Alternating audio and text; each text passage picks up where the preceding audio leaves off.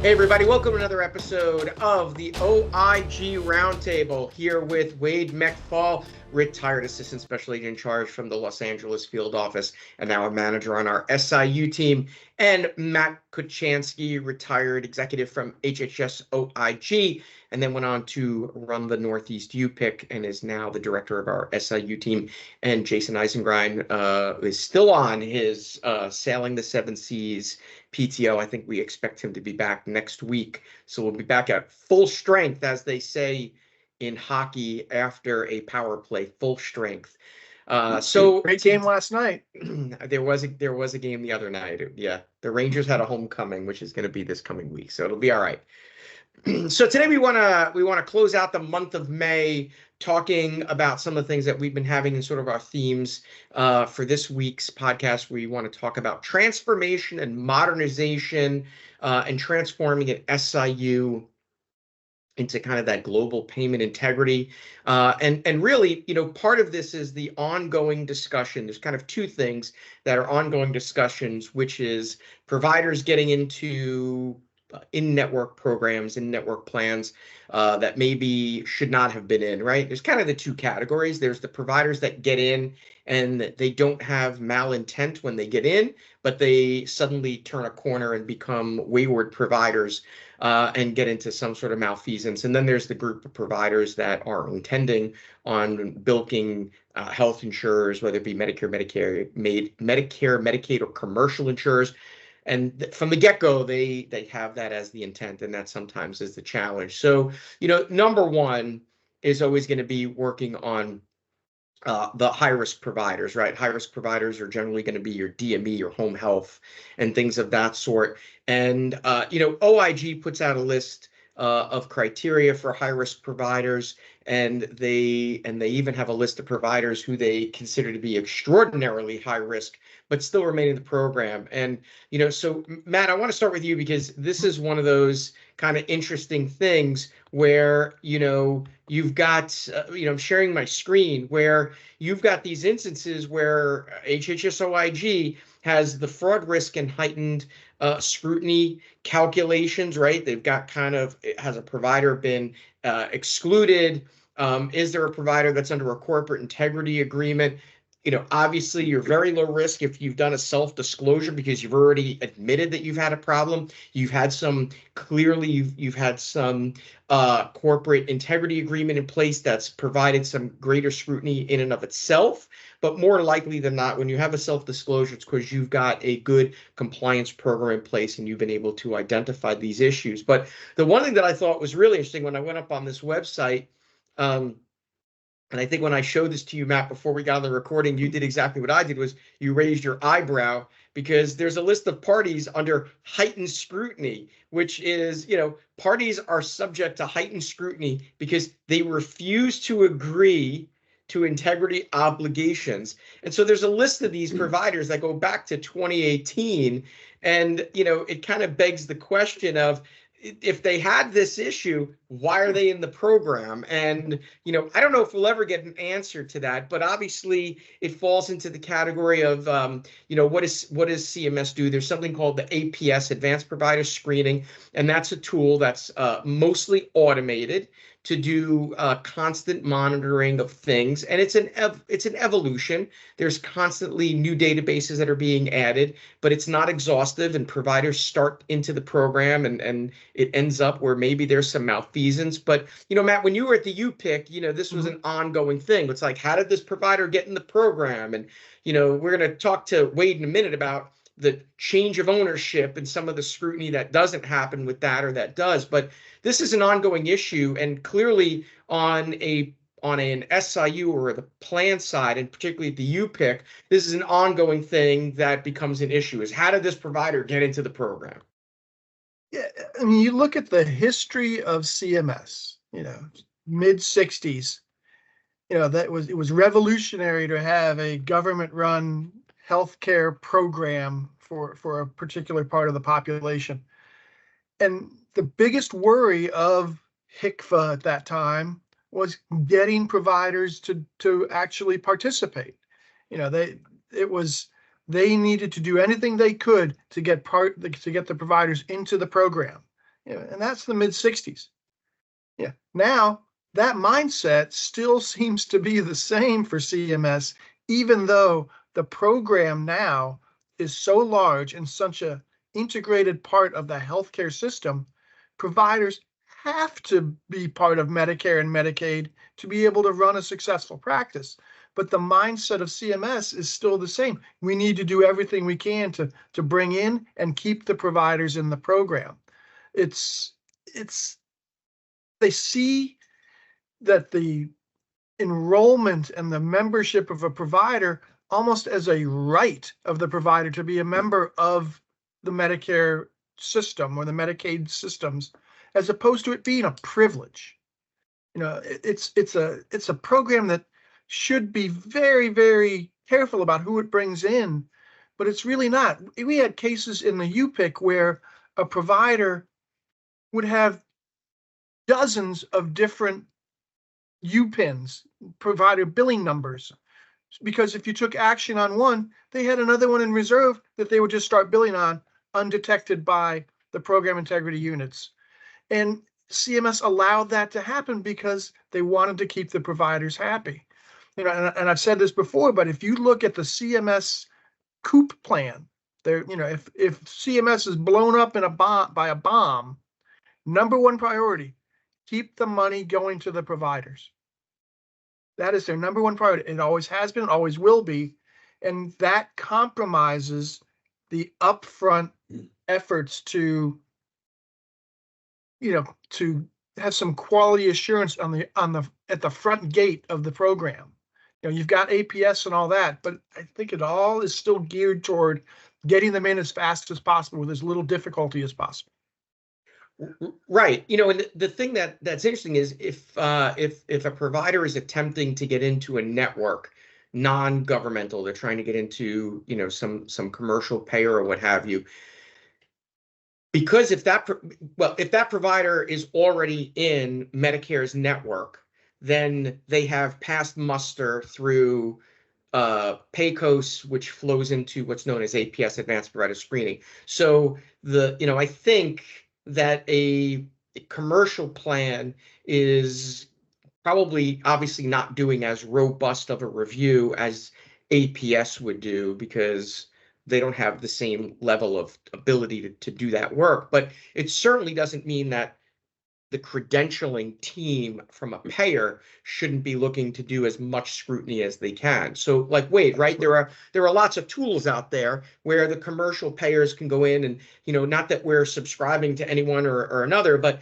there's tools that are out there that are run by different companies that kind of bring all of the different data sets into place, right? You've got things like Clear and Accurant and LexisNexis and things of that sort, which you can go in and at least do things like provider verification of licensure and things like that. But those are really just tools. You still need to take an independent review. The fact that LexisNexis or Clear or one of those tools has the ability to identify that Wade McFall has an active license in the state of California, that doesn't mean that you should take it at face value. You should be going on to that state's website, doing some of that. But it's a similar thing when you talk about like change of ownership, right? CHOW, which comes out of, in the Medicare world, PAYCOS, provider enrollment and change of ownership system. That information is as good as it is. And one of the big issues that comes out of things like PAYCOS and change of ownerships is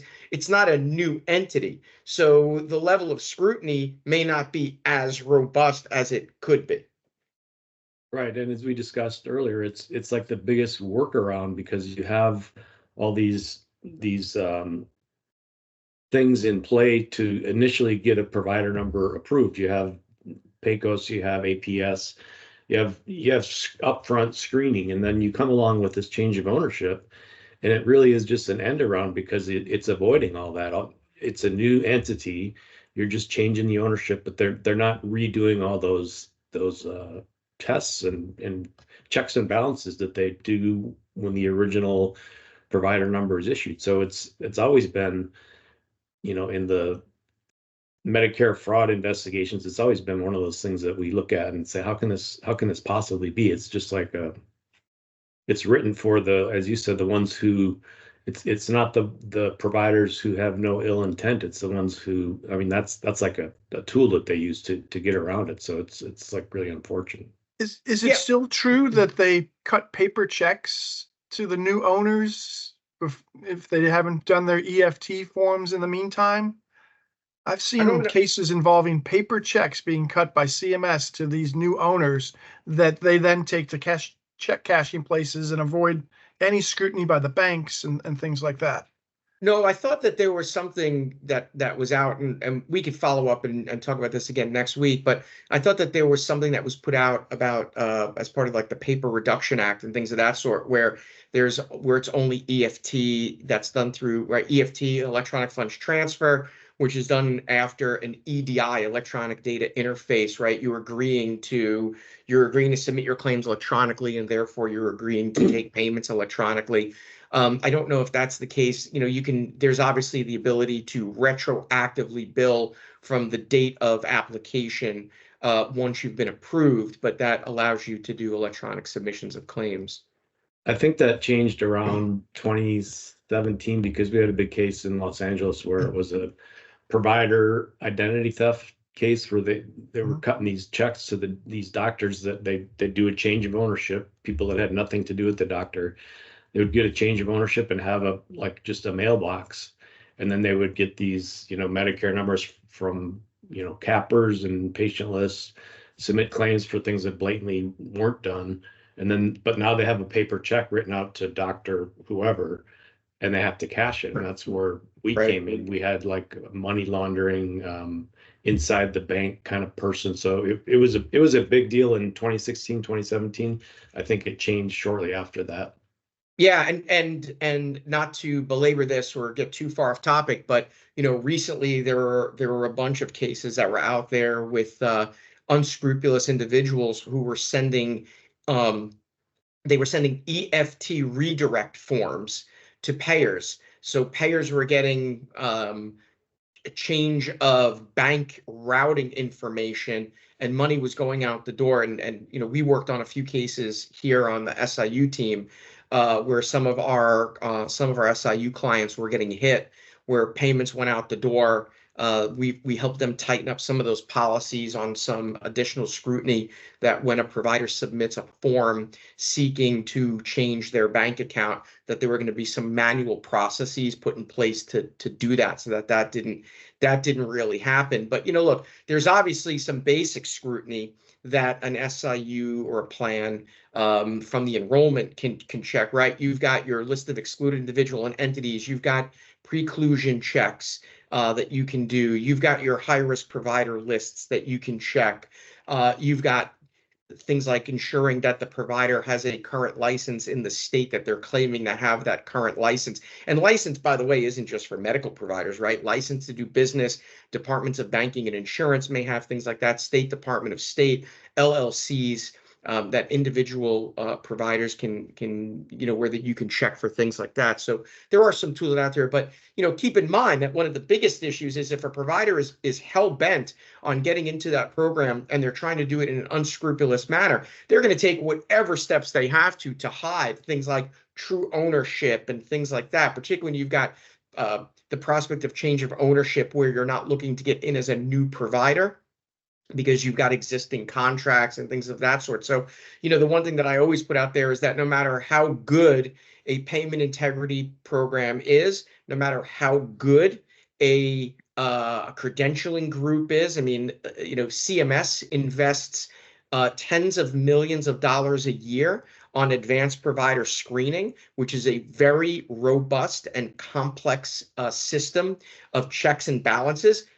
Bad providers get in all the time.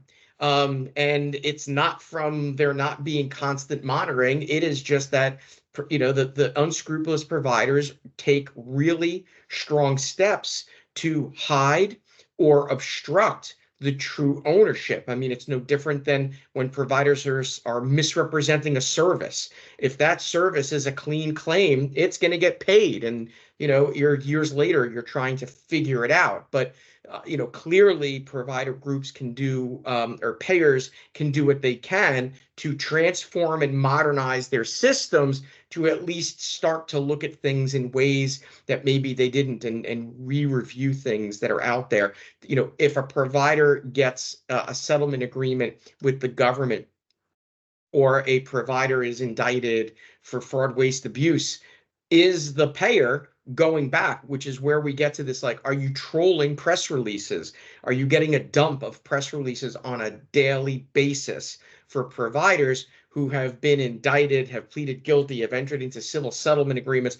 Are you going up onto the OIG's civil settlement page for corporate integrity agreements? Are you looking at those things, particularly for things like civil monetary penalty law cases, where there may not be a press release? U.S. Attorney's Office is not involved in those, right? So it's some of that, and you've got to be able to do that. Are you bringing in an intelligence analyst to take a look at these things and identify, those kind of things, which then kind of gets to the other piece of that, which is that when you've got a provider who's been involved with that, have you put that provider on your radar?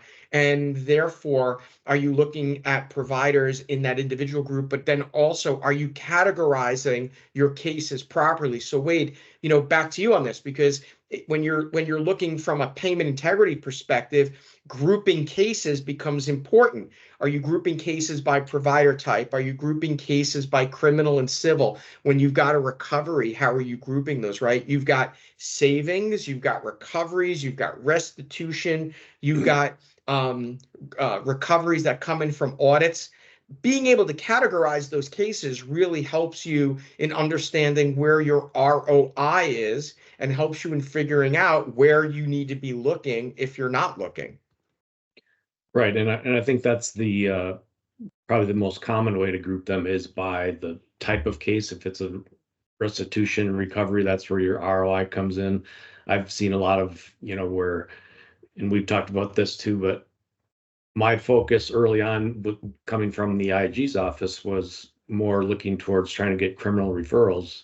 And I think a lot of the plans, that's not as important as the ROI of just getting recoveries. So you have to not only track them all separately, but you have to be on the same page as far as what's the priority. What do you want from this? You want recoveries over referrals to law enforcement, and it's another whole other conversation, because a lot of times you work up a referral, you send it off, and it sits for months or years. And we were guilty of that with the OIG's office. We get referrals and it takes a long time to work them up.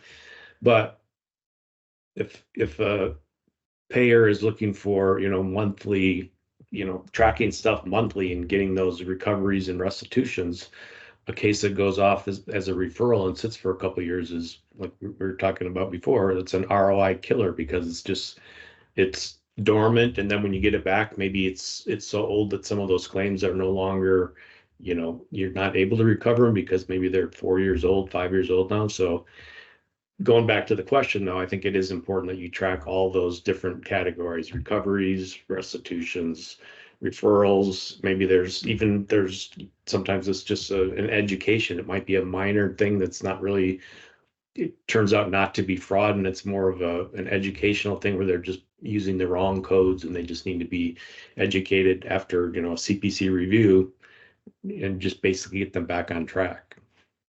Yeah, and actually, we just had that happen recently. We have one of our payer clients. We did a review, and there was a 100% error rate with a 0 overpayment, because the provider was documenting their services. They just were using the wrong code. And when you actually looked at what the right code was, it had no effect on payment. 100% an error on the provider side, but it's really an education point, right? If the provider just knew they were just billing the wrong code. It was an audiologist, and they were just billing the wrong code. And it was very clear. It was our auditor said it was a very well documented service. They were just billing the wrong code. And when you looked at the correct code, there was no effect on payment. It reimbursed at the same rate. So it's really an education piece. And we're actually getting ready to do like a 30-minute education with the provider just to be able to explain to them, hey, look, it's absolutely an education issue, on that. So yeah, that's a piece of the puzzle. And that has to do with ROI, because in the future, does that become something that an SIU immediately looks at and sends back to payment integrity for training and education? Maybe you don't do a full review. You look at it, you just get a couple of records and kind of figure it out. So Matt, I want to go to you as we, kind of run to the end of the time on this. Is one of the biggest things has to do in our space now, and it was a big thing at the OIG, it's a big thing on the UPICs, is this premise of projected savings. And how do you project savings on something? My favorites are when the provider makes an overpayment on something that was caught after the fact, and then you're trying to project out, what's the savings? Well, it's very difficult. It's kind of, how do you calculate that? If the provider did what they did for 3 years and they have $1 million overpayment, do you project out 3 more years and say the projected savings is $1 million? Because you have no other benchmark to make. But what if you caught the provider at year 4 or year 2 or whatever? And I think there's a lot of back and forth and a lot of debate, and every plan will have their own calculus of what they consider projected savings. I was just looking at NHCAA puts out a yearly analysis and return on investment on some surveys that they do, but it's all over the place. Everybody will project savings in different ways. I've seen some plans project savings based upon money that they stop going out the door. I've seen others project savings based upon billed amounts, right? Not actual amounts. There's like a million metrics. And then, so the question becomes, is there really a methodology that you can employ? And then even if you did, how far out do you project savings on something that's, kind of a crystal ball? It is very complex. And as you said, there's no set definition for any of these things. I mean, you can even look at not even just savings, but something as simple as a recoverable. You've calculated an overpayment of $100,000 against a provider. Do you count that whole $100,000 as a savings or as a recovery? Because usually you get about 10 cents on the dollar by the time the provider is done paying. You only get about 10% of it actually back into the program. Do you count the actual money that comes back, or do you count the calculated amount that you determine to be the overpayment? There's no set definition on that. And it gets even more complicated when you're talking about projected savings or amounts, to put to better use. All of those definitions are just all over the board. At the UPIC, we had the authority to work with CMS to revoke providers, which means kick them out of the program for 3, 5, 10 years. So when it comes down to savings on that, how do you calculate that? Do you do the entire time of the revocation, time multiplied by how much they got paid the last year that they were doing it? Do you do it for a year? Do you do it for 3 years? It was all over the board on how the UPICs were defining those things. And yeah, that's a huge challenge. And we had for about a year, we brought a bunch of our plan SIU leadership in, and we brought in some plans that we just have connections to, that we do ad hoc work for and things of that sort. And we had a working group, right, for about a year on some of these issues. And the one thing that we thought was really interesting that came out of our working group was every plan's methodology was just a little different. And I think the important thing for people to understand is your methodology is not wrong if you're using some empirical analysis on how you're doing it, right? And, we find that even smaller plans have some methodology in place as to why they consider their methodology to be correct for them, right? Different plans are going to have different methodologies. And I think you've got to have, whatever you're doing as your savings projection, you've got to have a methodology that you can stand up to and articulate properly, on some of these things. Is it based upon billed amounts? Is it on paid amount? Is it on a new edit? Is it on whatever it may be? You've got to have a methodology, and you've got to be able to articulate how you've come to that methodology. And I think if you had 10 plans in a room and you asked them each how they calculate savings, you're probably going to get 10 different responses, because everybody's going to have a different methodology on how they do that. I think that's probably the biggest challenge in the payment integrity space is consistency from plan to plan. There really isn't any. When it comes to those things. But certainly, as we've all talked about, and Wade, I want to go to the last piece of this is when at least from a managerial perspective, categorizing the kinds of cases that your team is working on in broad strokes, right? Is it a service is not rendered? Is it upcoding? Is it misrepresentation? Is it whatever it may be in the pharmacy space? Is it generic substitution? Is it whatever it is? Understanding the category, understanding, maybe a little bit about what that individualized scheme is, and then understanding, how you got your overpayment or where it ended. Those are great tools from a managerial perspective in being able to understand what are the kinds of fraud, waste, and abuse schemes that your plan is seeing, right? It's a great tool to be able to understand how to put resources to the right things. Yeah, and I think it also helps you understand if you categorize them as such, there might be a certain type of case, whatever it is, that is going to require much more resources to work through to some kind of resolution. Whereas others, I know one type of case that one of the plans was doing was a lot of these electronic visit verifications, and you can basically just it's like an automatic electronic check-in for home health visits, and they're very easy cases to work because you get this printout, and a lot of times it's just the home health aide is not licensed, so all those visits are overpayments. But a case like that, it's very easy to work like with a broad stroke and come up with an overpayment, as opposed to something that's going to take, on the other extreme, it's going to take, undercover work, and, it's just a lot more resource intensive. So from a managerial position, you kind of want to look at those two because you can't work all of them. You're going to have to, draw the line on some of the cases. So if you know which ones are going to bring you your most ROI with the least amount of resources, maybe that's something that takes a priority over the other types of cases.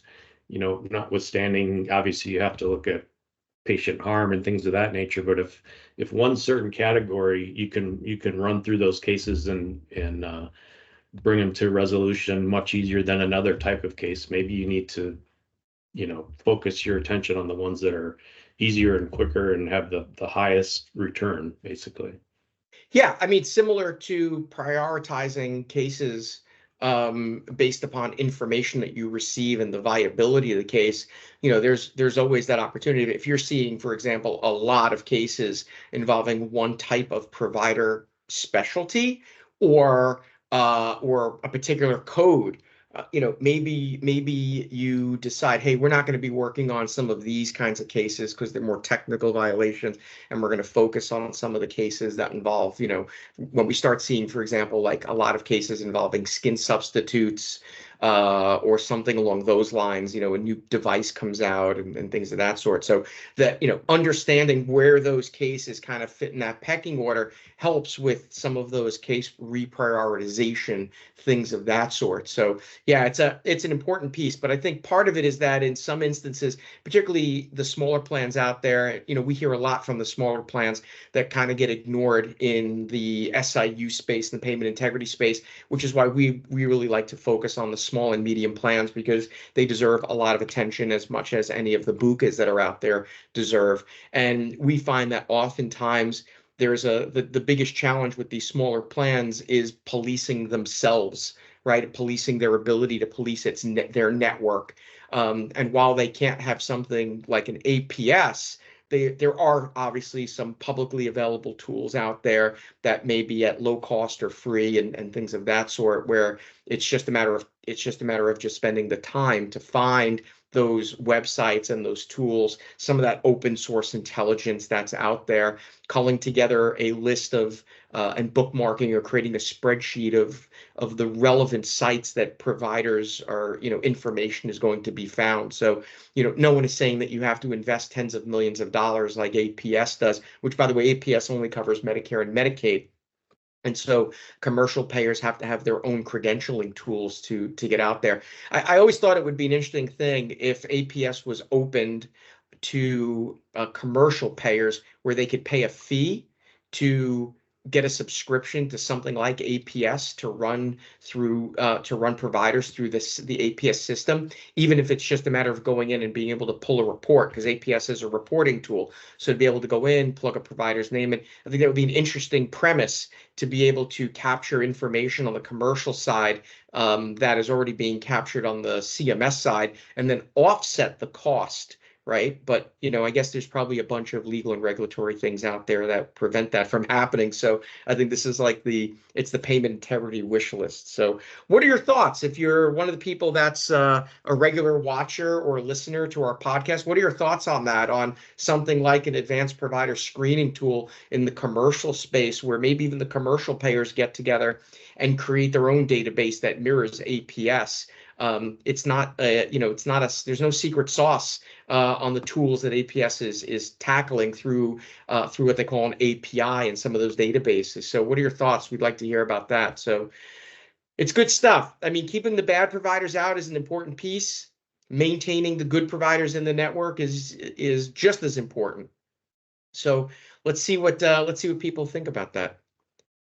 Good seeing you guys, as always. To our viewers, our listeners, thanks again every week for tuning in. Check out the website. I keep saying the new refreshed website looks really good. Our sales and marketing team put together an amazing new refreshed website. You can sign up for the newsletter right through the website. When you get on there, there's a splash screen. Get the newsletter every week to into your inbox. You're going to see here in a couple of weeks, we've got a great LinkedIn Live. I'll be speaking with Stephen Bittinger, a lawyer with a firm called K.L. Gates. He works out of Charlotte, or Charleston, rather, Charleston, South Carolina. Great lawyer. Spent a lot of time with him. We're going to be talking about statistical sampling, overpayment estimation. We're talking about the PIM. Everybody loves the PIM. Program Integrity Manual. We're going to be talking about Chapter 8, a little bit of Chapter 3. Everybody's going to be getting their statistical sampling geek on if you're a statistical sampling geek. And we're getting ready for a bunch of other really good LinkedIn Lives coming up through the summer. So as always, thank you for signing up for those. Thanks for getting our newsletter. Thanks for participating in our weekly OIG Roundtable. And as always, we'll see you guys next week on the next OIG Roundtable.